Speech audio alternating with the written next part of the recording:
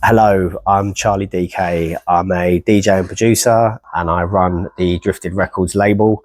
And we're here at Lirica Archives in Hackney, Wick.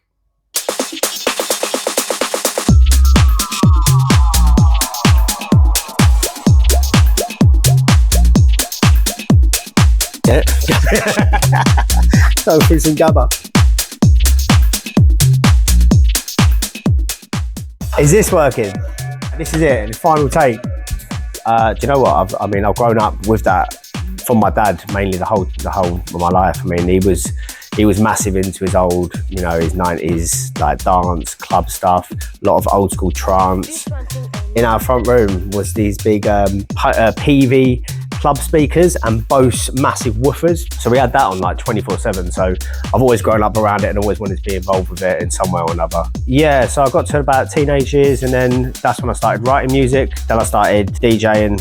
I actually bought a pair of Stanton T80s belt drives off of a friend of mine at school's elder brother. Got them dirt cheap, a load of old school funky house stuff, a load of old school hip hop records as well. So started mixing on them. Obviously for anyone who knows belt drives, they're an absolute headache, and being young and juggling with that was obviously graft. Yeah, that was my first set of turntables at about 15, 16. From there, I then went on to buying CDJs. My mate Joe taught me them.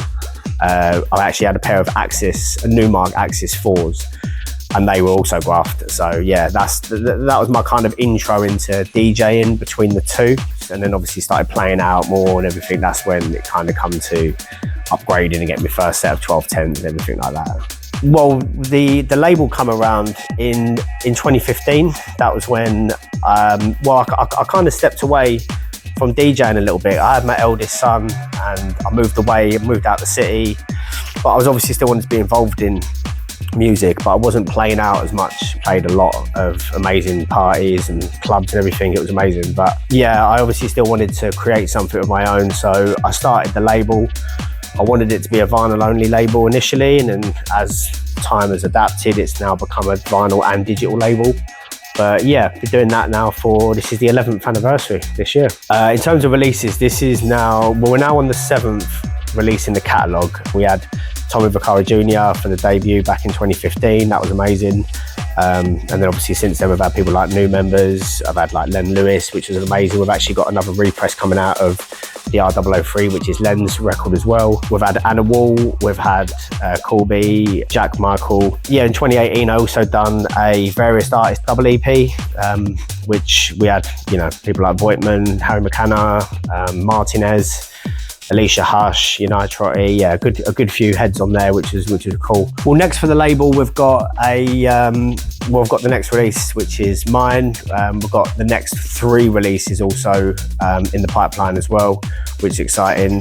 Separately from that, from the Drifted side of things, I'm also working with a new side label, which is completely different, and this is for more stripped back, breaksy, steppy, garage type label as well. So my Educator EP, this has been something that I guess has been in the making for a while, because I've been writing music for a long time. I've just never put my own stuff out. I've just been kind of focusing on other people's music, which has been amazing, but I'm mid-30s now, so I was like, do you know what, I'm just gonna put my stuff out and just ride with it and see how it goes. But I'm really proud of it. I've got four tracks on here that I've worked hard on, and particularly the kind of favourite tracks of mine, my little kind of Percy ones, so to speak, is the A1, the Educator track, and the B2, which is Earthling. All of these tracks were written over the course of a 3-year span. Certain tracks have taken a significant period of time to write, and then other tracks have been written in a night. So, producers know how this sort of stuff goes. But yeah, it was about time for me to just kind of put my own stuff out on my imprint, which I'm really excited about. So the A1 is a track called Educator, which is the EP name itself. It's only simply named after the vocal. It's actually quite an intricate vocal. If you listen to it, it's just simply like it's an old jazz teacher talking about, he's basically educating his students about the intricacies of jazz music. And if you listen to it, he's referring to being an educator. Well, I mean, in terms of DJ journey, I mean, that's been a roller coaster over the years. I was one of the early residents for Art of Dark, and through that, was fortunate to play I was playing some incredible clubs, parties, events and all sorts. Played at my favourite club, Fabric, a good solid number of times.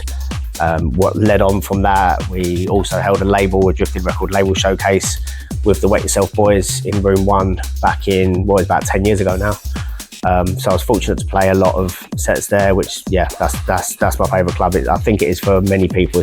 It's an incredible club for so many different reasons. But yeah, over the years, played some incredible places, played overseas, places like Berlin, Moscow, Brooklyn, New York, yeah. But then I kind of got to the point where, yeah, I just wanted to kind of focus away from DJing for the time being when I become a dad and kind of grew into fatherhood side of stuff, you know, and just focusing on the label side of things and writing music rather than performing, like playing out as much. I used to do a lot of radio stuff, a lot of pirate radio back in the day.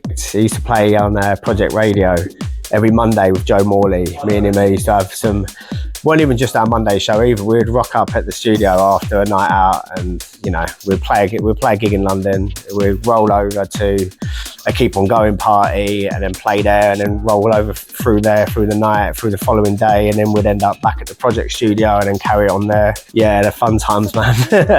Fun times.